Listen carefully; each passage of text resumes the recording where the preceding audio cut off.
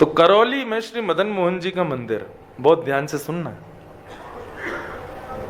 और उनका परम भक्त काले खां कैसे बना। एक विजातीय, एक मुस्लिम समाज में रहने वाला व्यक्ति, जिसके बारे में कल मैं कह रहा था, जिसने कभी सत्संग नहीं किया। हम लोग सत्संग इसलिए करते हैं, संतों का संग इसलिए करते हैं, तीर्थ यात्रा इसलिए करते हैं ताकि ठाकुर जी का सानिध्य हमको मिले। लेकिन इस काले खां ने तो कुछ भी नहीं किया था, और ऐसा सानिध्य मिला मदन मोहन जी का। तो काले खां अपने समुदाय में, मुस्लिम समुदाय में बहुत उसकी मतलब उसको बहुत अच्छा व्यक्ति माना जाता था करौली में। क्यों? हृदय का बड़ा अच्छा था, रोज अपनी नमाज पढ़ता था समय से, और अपना कलमा आदि जो भी वो करते हैं सब करता था। अपने धर्म के प्रति बहुत निष्ठावान, नियम नहीं टूटने देता था अपना। नमाज इतने बजे करनी है तो करनी है, उसको इतने बजे वो कलमा आदि करना है, अपने मस्जिद जाना है, वो जाता ही था समय से। और डाकिया था, पोस्टमैन था, तो डाकघर में काम करता था, और चिट्ठियां जहां जहां की आती थी उन चिट्ठियों को उन्होंने स्थानों पर वितरित करने जाता था। एक दिन चिट्ठियों के मध्य में एक चिट्ठी थी श्री मदन मोहन जी की।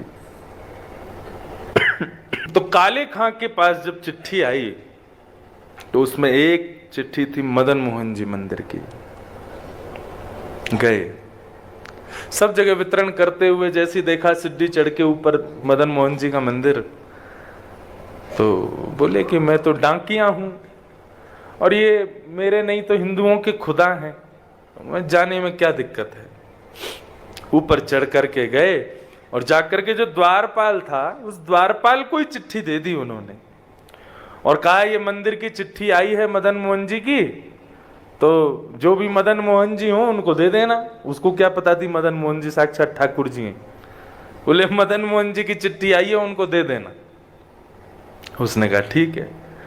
अब वो बाकी की चिट्ठियां अपनी रख रहे थे, इतने में ही द्वारपाल ने दरवाजा खोल के भीतर प्रवेश किया, और यहां चिट्ठी रखते हुए उन्होंने केवल दृष्टि उठा करके उस हल्की सी खुली हुई किवाड़ से भीतर ठाकुर जी के उस त्रिभंग ललित स्वरूप को देख लिया।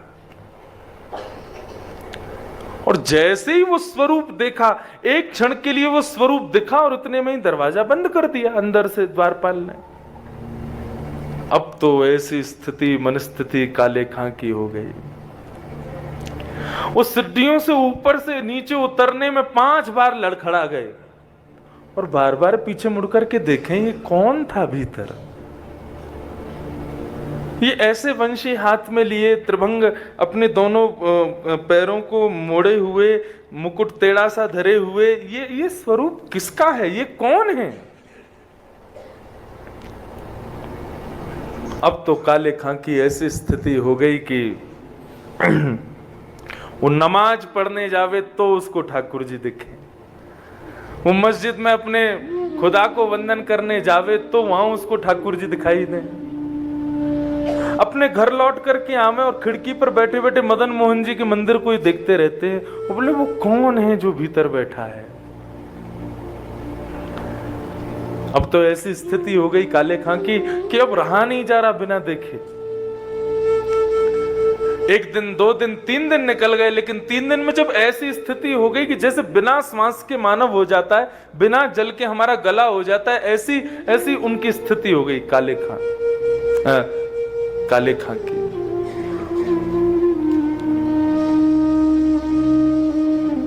अब तो काले खां ऐसा करने लगे, झूठी झूठी मदन मोहन जी की चिट्ठियां खुद बनाने लगे, ताकि इस बहाने जाऊंगा तो सही।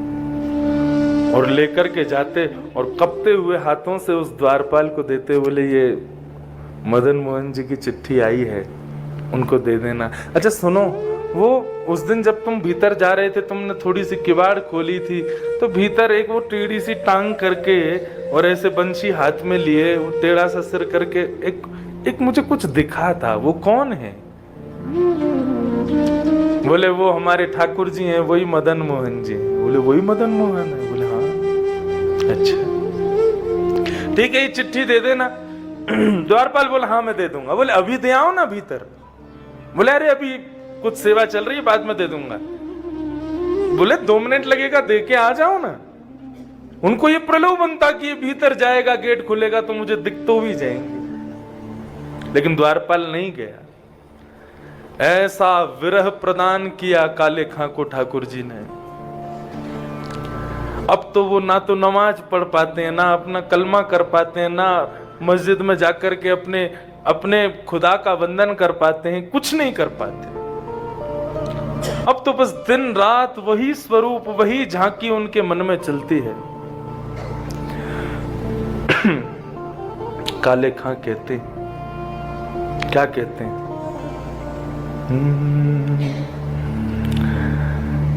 लगन जो लागी नाथ ताको विस्तार कहा, भूख प्यास नेत्रा कछु बादत नहीं सांवरे। लगन जो लागी नाथ ताको विस्तार कहा, भूख प्यास नेत्रा कछु बादत ने सांवरे। भोजन छोड़ दिया ठाकुर जी की स्मृति में। 1 दिन हो गया भोजन नहीं किया, 2 दिन हो गए भोजन नहीं किया, 3 दिन हो गए। अब तो ना अपने दफ्तर जाते हैं, ना कलमा कुरान करने जाते हैं, केवल अपने घर की खिड़की पर बैठे बैठे श्री मदन मोहन जी के जो सुंदर मंदिर का ऊपर बुर्ज है, केवल उसी का दर्शन करते रहते हैं। मदन मोहन मूर्ति को बेग दर्शावो आप, एक एक क्षण कोटि कल्प समझावरे। हे मदन मोहन जी मुझे दर्शन दो। क्यों? क्योंकि आपके बगैर एक एक क्षण भी मुझे कल्प के समान लग रहा है। मुझे ऐसा लग रहा है कि ना जाने कितना युग बीत रहा है आपके दर्शन के बगैर। ऐसी स्थिति। सुंदर कटाक्ष तेरे निरखत आनंद होता, मेरी कही मान नैन नैनन ते मिलावरे। आपके सुंदर स्वरूप, सुंदर कटाक्ष को देख करके मेरो मन उन्हीं में ही अटक गयो है। हे नाथ, मुझे तो ऐसा लगता है मेरे कलमा कुरान और मेरे समुदाय के जो भी नियम हैं उनके पालन का मुझे फल आपके रूप में मिला है। ठाकुर जी का स्मरण करते। रात्रि में जब 3 दिन हो गए तब ठाकुर जी को शयन करा रहे थे गोस्वामी जी, और शयन के समय पर एक बंटा भोग ठाकुर जी के पास रखा जाता है। रात में अगर भूख लगे तो ठाकुर जी उसमें से कुछ पा लेंगे। उस बंटा भोग को रख करके गोस्वामी जी कपाट बंद करके चले गए, और यहाँ बैठे बैठे काले खां, ताज खां बैठ करके ठाकुर जी का सुंदर स्तवन कर रहे थे। इतने में ही एक दिव्य प्रकाश उनके कक्ष में प्रकट हो गया। बिल्कुल मूर्छा की अवस्था में जब आ गए, भूख प्यास से व्याकुल होकर के, तभी एक दिव्य प्रकाश दिखाई दिया, और जैसे तैसे नेत्रों को छुपा करके उन्होंने जैसे ही अपने कक्ष में देखा तो सामने बंटा भोग हाथ में लिए साक्षात श्री मदन मोहन जी खड़े हुए। मदन मोहन जी बैठ गए। अब तो जैसे ही उनका स्वरूप देखें, स्वरूप देख करके आनंदित हो गए, नेत्रों से अश्रुधार बहने लगी। ठाकुर जी अपने कर कमलों से अपना जो बंटा भोग है उसी के भोग का ठाकुर जी उनको रसस्वादन करा रहे हैं, उनको खिला रहे हैं। कितने कृपालु हैं नाथ। एक म्लेच्छ के ऊपर जिसने कभी जप नहीं किया, कोई नियम नहीं किया, कोई तप नहीं किया, कोई साधना नहीं की, किसी भी प्रकार से ठाकुर जी के योग की उसके भीतर एक गुण नहीं है, लेकिन ठाकुर जी उस पर कृपा करने के लिए पहुंच गए। अपने कर कमलों से ठाकुर जी ने उसको भोग खिलाया, और भोग खिलाते ही जैसे ही उसने एक निवाला भीतर लिया, इतने में ही ठाकुर जी वहां से अंतर ध्यान हो गए। अपना दर्शन करा के ठाकुर जी वहां से अंतर ध्यान, रात भर मूर्छावस्था में पड़े रहे। प्रातः काल का जब समय हुआ,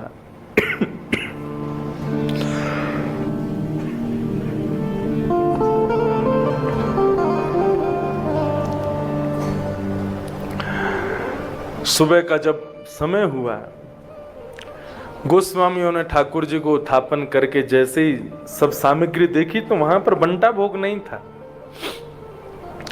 पूरे मंदिर में हल्ला मच गया, ठाकुर जी का भोग कहां गया? सोने के पात्र में, सोने के बंटा भोग में ठाकुर जी की प्रसादी रखी जाती है, कौन ले गया? अरे चोरी हो गई, चोरी हो गई। पूरे करौली में हल्ला मच गया। गोस्वामियों ने बड़े बड़े अफसरों को बुलाया, बोले ठाकुर जी का भोग चोरी हो गया। ठाकुर जी, भोग चोरी नहीं, भोग जिस पात्र में था सोने का वो चोरी हो गया। इतने में ही सामने से काले खां ऊपर चढ़ करके आने लगे और हाथ में वही बंटा भोग जिसमें ठाकुर जी प्रसादी लेकर के गए वो लेकर के आए। गोस्वामियों ने जैसे ही उनके हाथ में बंटा भोग देखा, तुरंत कहा इसको बंदी बना लो, इसने चोरी की है, म्लेच्छ है, हमारे ठाकुर जी की सामग्री चुराता है। बंदी बना लिया उनको, बंदी बना करके बैठा लिया। मुस्कुरा रहे थे काले खां। गोस्वामी बोले तुमने चोरी की ठाकुर जी की? बोले मैंने चोरी नहीं की है, तुम्हारे लाला ने चोरी की है। बोले हमारे लाला ने? हाँ, तुम्हारे मदन मोहन जी ने चोरी की है, मेरे चित्त की चोरी की है, मेरे धर्म की चोरी कर ली, मेरे नियमों की चोरी कर ली। मैं अपने कुल खानदान में व्यवस्थित था, मेरा सब कुछ हरण कर लिया इसने, तुम्हारे टेढ़ी टांग वाले ने, इसने चोरी की। और ये रही बात बंटा भोग, 3 दिन से भोजन नहीं कर रहा था क्योंकि इनका दर्शन नहीं हुआ था मुझे, तो रात्रि में अपना बंटा भोग लेकर के आए मुझे पवाने के लिए। बंदी बनने को तैयार हूं, लेकिन शर्त एक है, कारागृह के रूप में मदन मोहन जी का मंदिर चाहिए मुझे। यहीं पर बंदी बन के रहूंगा ताकि इनको निहारता रहूं। दरस को भिखारी काले ताकि प्रभु अरज सुनो, नंद के दुलारे यार चाकर हम राखिए। दरस को भिखारी काले हमारी अरज सुनो, नंद के दुलारे यार चाकर हमें राखिए। हमें अपने मंदिर में चाकरी दे दो। कैसे कृपालु है नाथ। उस काले खां पे कृपा की। ऐसे ही ताज खान हुए, काले खान हुए, ये सब मदन मोहन जी के शिष्य हुए। कितने कृपालु हैं नाथ, विचार करो। कंबा दयालुम शरणम ब्रजेम,